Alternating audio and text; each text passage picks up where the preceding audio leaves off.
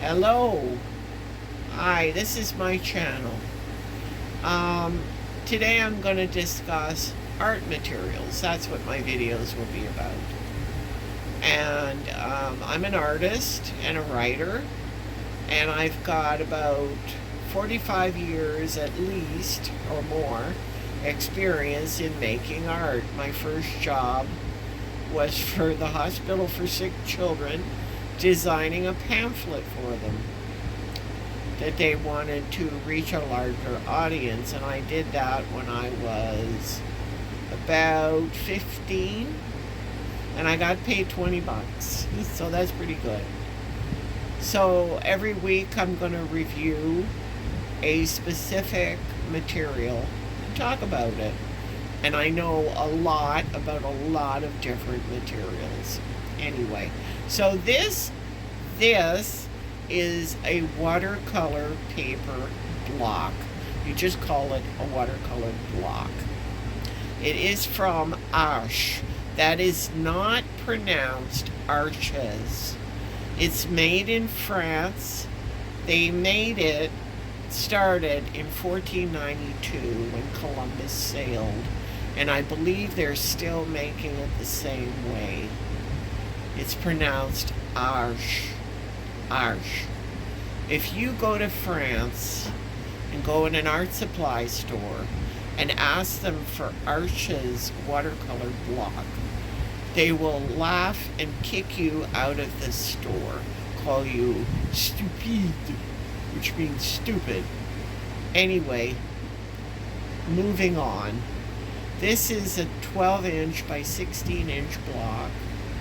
It is sealed on 4 sides, except for a little bit here where you can put a bone folder or a palette knife in to separate the 10 sheets that are in here. This is 300-pound watercolor paper. It's very, very heavy. They also make it in 140-pound, which is 300 GSM, grams per square meter. This is 640 grams per square meter, so it's twice as heavy. It's one of probably the best paper you can work on. Fabriano is also very good. I believe, is it Magnani that sells also papers, and Saint Armand also sells really wonderful paper. I don't know if they carry this. I don't know much about them. I don't have them right now. Let's see. Yes, it's made on a cylinder mold. It's made of long fibers of 100% cotton. So when you do watercolor or whatever medium you want on it, this one will not buckle. 140-pound by Arches will buckle a little bit, but not as much. It's the only paper mill in the world to use gelatin sizing right to the core. It prepares the luster and transparency of the colors while preventing paints from permeating the paper. So the colors will be beautiful on this paper. I've used it and I know that is true.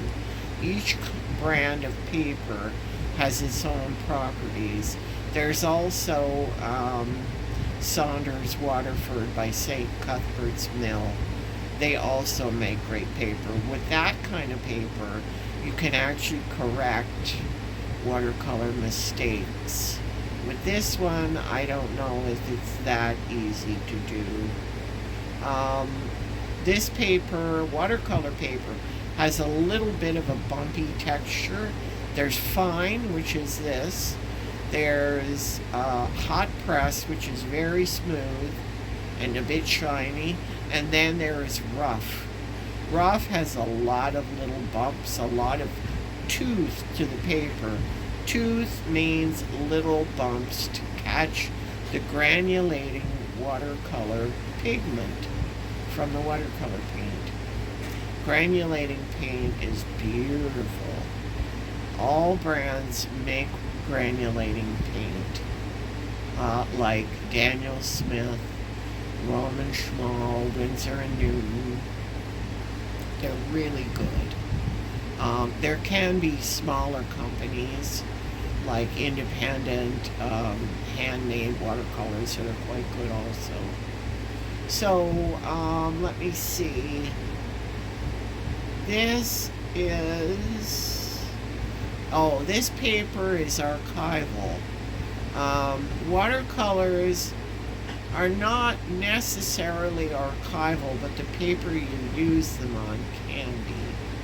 Watercolor, even if left for like 10 years on a painting, can be lifted with a brush and water. You can do different effects if you drop water on it. It's quite beautiful the way it blends and, sits on the surface. So anyway, I think that's everything I can tell you. This is good for watercolor and gouache. You can also use inks and acrylic on this. Pastels, well, I guess you could a little bit, but it would eat away at the pastel with the texture in the paper. So listen, thank you for watching, and come back another time and I'll leave a link in the description box below the video for you to check out. Thanks a lot.